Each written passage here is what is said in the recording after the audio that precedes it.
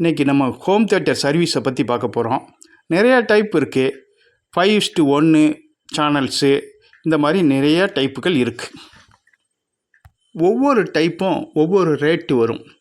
இப்போ 5:1 channel subwoofer with 6.5 inches 180 watts அப்படின்னா அது ஒரு ரேட்டு வரும். 25 வாட்ஸ் ப்ளூடூத் அப்படின்னா அது ஒரு ரேட்டு வரும். மினிமம் 2000லேருந்து மேக்ஸிமம் அப்படியே ரேட் போய்கிட்டே இருக்கும். 20,000 30,000 ரேட் போய்கிட்டே இருக்கும். இதனுடைய சர்வீஸை பற்றி உங்களுக்கு நான் சொல்கிறேன். எதெல்லாம் ப்ராப்ளம் வரும், எப்படி நம்ம பாதுகாத்துக்கிறது, அதை எப்படி சர்வீஸ் பண்ணுறதுங்கிறத உங்களுக்கு நான் இன்றைக்கி தெளிவாக இந்த வீடியோவில் சொல்கிறேன். 5+1 இந்த ஹோம் தியேட்டர் எடுத்து இன்றைக்கி சர்வீஸ் பண்ண போகிறேன். இதை எடுத்து பண்ண போகிறேன் பாருங்கள். இந்த ஃப்ரண்டில் இருக்குல்ல வால்யூம் கண்ட்ரோல், இது அப்புறம் இந்த ஸ்பீக்கர் இருக்குது பாருங்கள். தனித்தனியாக வச்சு உங்களுக்கு காமிக்கிறேன், ஒவ்வொரு ஸ்பீக்கராக காமிக்கிறேன். இப்போ இந்த ஸ்பீக்கரு ஏதாவது ஒரு சைடு ஒர்க் ஆகலை அப்படின்னா இந்த ஒரு சைடு உள்ள ஸ்பீக்கரை மட்டும் மாற்றிக்கிட்டால் போதும். வால்யூம் கண்ட்ரோல் கூட்டி குறைக்கும் போது பிரச்சனைன்னா இந்த வால்யூம் கண்ட்ரோலை நம்ம பார்க்கணும். ஏதாவது லூஸ் கான்டாக்ட் இருக்குது அப்படின்னா அதுக்கு உண்டானவே பார்க்கணும். இப்போ இந்த போர்டை நான் கலட்டி உங்களுக்கு போர்டு சர்வீஸையும் க்ளீனாக சொல்லிடுறேன். இப்போ இதில் என்ன ப்ராப்ளம் ஆகிருக்குன்னா, ஒரே ஒரு ஐசி மட்டும் ஓவர் ஹீட் ஆகி இதாகிடுச்சு.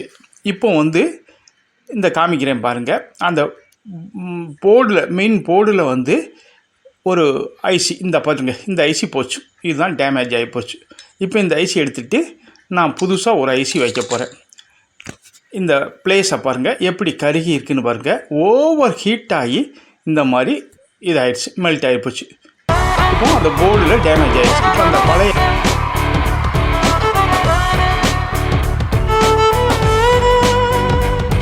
அந்த பிளேஸில் வச்சு பிசிபியில் சால்வ் பண்ணிடுவேன்.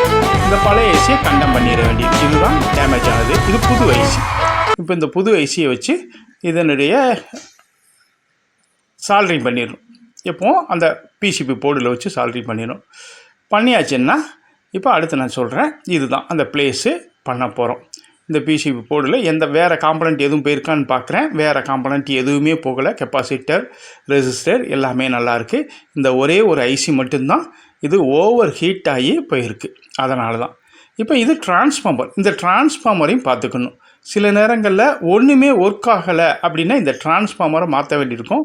இது இந்த ஒரு டிரான்ஸ்ஃபார்மர், இந்த டிரான்ஸ்ஃபார்மரை மட்டும் ரீப்ளேஸ் பண்ணிட்டா போதும். இப்போ நமக்கு முன்னாடி டிஸ்பிளே வருது, எல்லாம் இருக்குது. ஆனால் ஆடியோ தான் வரல.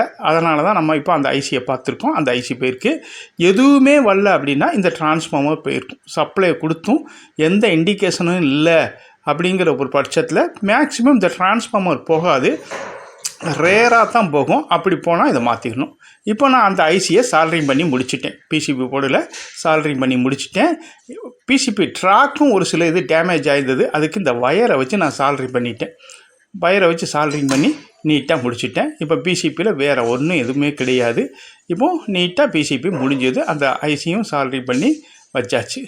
இப்போது இந்த பாருங்க, புதுசாக சால்ட்ரிங் பண்ணி வச்சுருக்கிறேன். புது ஐசி நீட்டாக சால்ட்ரிங் பண்ணியாச்சு.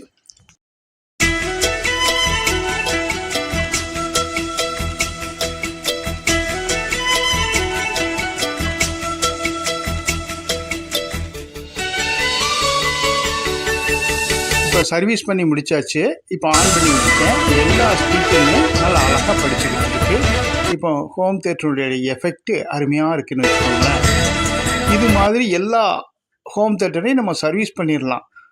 ஐசி, கெப்பாசிட்டர், டிரான்ஸ்ஃபார்மர் இந்த மாதிரி காம்பனன்ட்ஸ் தான் அதில் டேமேஜ் ஆகும், ப்ராப்ளம் ஆகும்.